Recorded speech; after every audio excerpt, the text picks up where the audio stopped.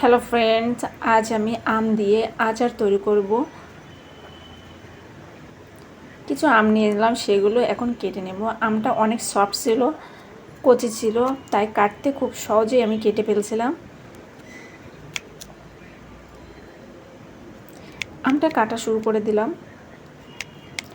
সুন্দর করে সাইজ করে কেটে নিব।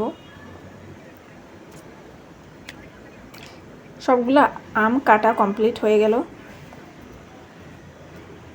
কিছু পাঁচফোড়ন নিয়ে নিলাম, মরিচের গুঁড়া, জিরা, এগুলো ফিনিশ করে বেটে নিব। এবার কড়াইতে কিছু তেল দিয়ে দেবো, সরিষার তেল দিয়ে দেবো।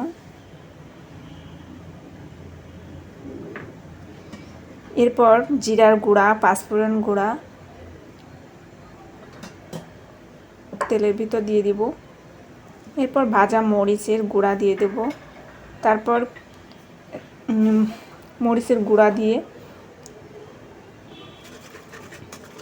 মরিচের গুঁড়া দিয়ে ভালোভাবে তেলটা মিক্সিং করে ফেলবো।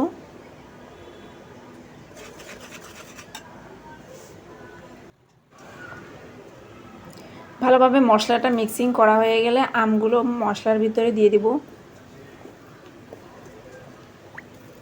আস্তে আস্তে করে সবগুলো আম মশলার ভিতরে দিয়ে দিব।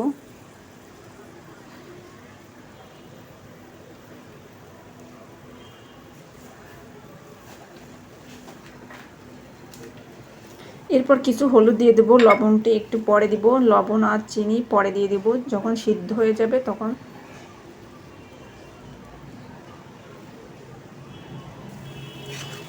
এবার আমগুলো ভালোভাবে মেশাবো মশলার সাথে।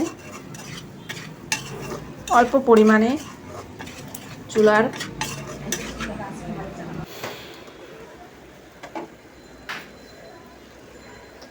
আর একটু সরিষার তেল দিয়ে ভালোভাবে ঢেকে দিব।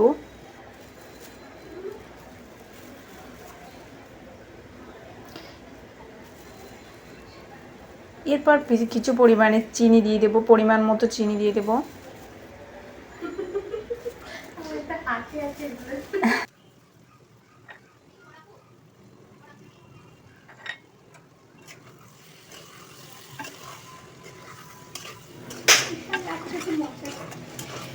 আচারটা প্রায় শেষের পথে, এখন আচারটা কমপ্লিট হয়ে গেল। তো একটা প্লেটে নিয়ে নিলাম।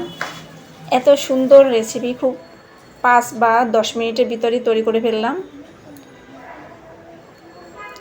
আমের আচার তৈরি করা কমপ্লিট হয়ে গেল।